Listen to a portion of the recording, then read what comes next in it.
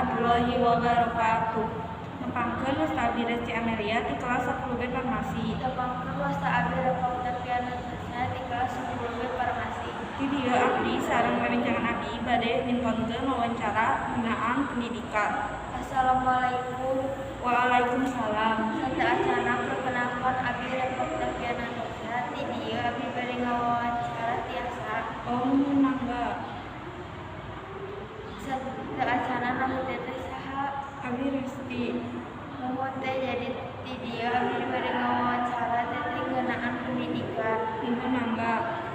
Menurut teteh penting teu pendidikan teh? Menurut abdi penting pisan minimal arulang teh tamat dugi ka SMA atau napi SMK atau napi MA atau napi mun tiasa mah dugi ka sarjana. Kumaha carana teh?